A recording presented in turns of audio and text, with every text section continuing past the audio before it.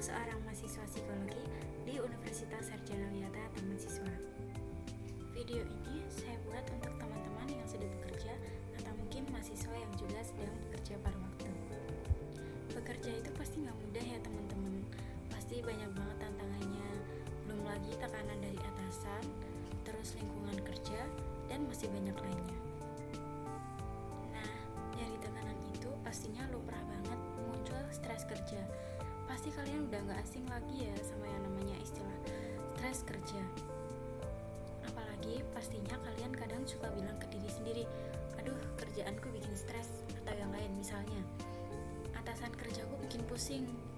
Nah, itu sebetulnya tanda-tanda stres kerja.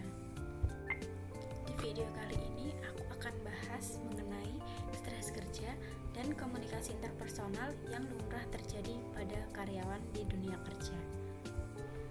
Lembaga Kesehatan Dunia (WHO) atau World Health Organization menganggap adanya penyakit pada abad ke-20 yang mengindikasikan bahwa stres kerja menjadi lebih banyak dan terjadi hampir di setiap pekerjaan di seluruh dunia, yang telah menjadi epidemi global.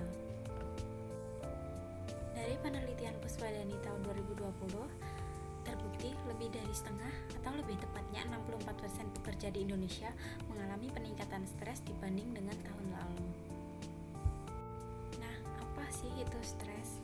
Menurut Cohen pada tahun 1994, stres merupakan keadaan internal yang diakibatkan oleh tuntutan fisik dari tubuh atau kondisi lingkungan dan sosial yang dinilai potensial membahayakan, tidak terkendali atau melebihi kemampuan individu untuk mengatasinya.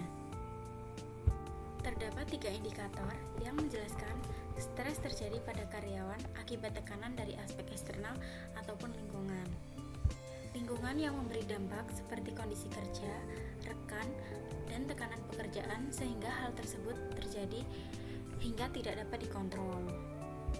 3 indikator tersebut antara lain perasaan yang tidak terprediksi, perasaan yang tidak terkontrol, dan perasaan tertekan secara berlebihan. Lalu komunikasi sebagai kemampuan karyawan dalam melakukan proses pengiriman dan penerimaan pesan atau informan, ada orang lain yang melibatkan sikap dan perilaku. Itu menurut DeVito pada tahun 2017. Kemudian karakteristik di dalam komunikasi interpersonal ini terjadi dari individu ke orang lain. Komunikasi tatap muka dalam bentuk menggambarkan karakteristik pribadi karyawan dalam peran sosialnya. Kemudian, hal yang menjadi penting, komunikasi interpersonal ini digunakan karyawan untuk membantu mereka dalam mengkonfirmasi informasi yang diterima atau dimiliki sebagai bentuk karyawan dalam menurunkan stres. Adapun indikator yang terdapat dalam komunikasi interpersonal antara lain keterbukaan, empati, sikap mendukung, sikap positif, kesetaraan, keyakinan, dan kesiapan. Lalu, apa sih pengaruh komunikasi interpersonal terhadap stres tersebut?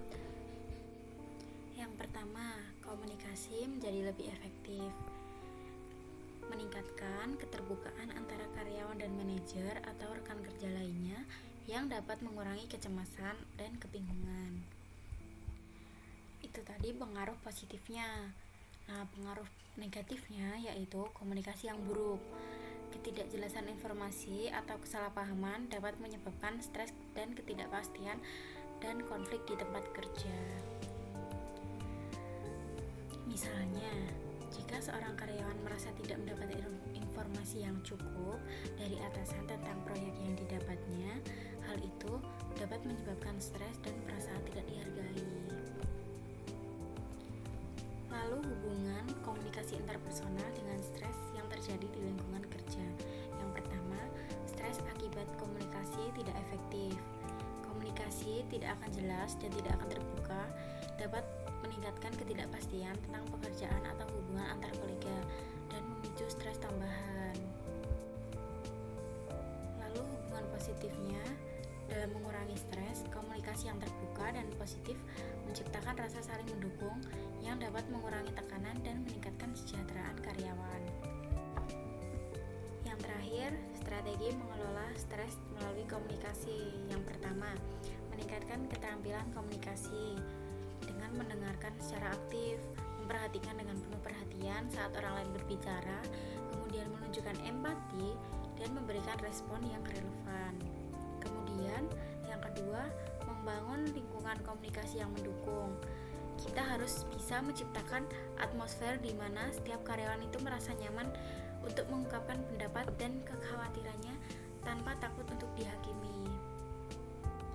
Jadi, ayo kita sebagai karyawan yang sudah turun di dunia kerja, coba untuk lebih memperhatikan cara berkomunikasi di tempat kerja dan buat komunikasi itu lebih terbuka dan positif. Nah, itu tadi penjelasan dari saya.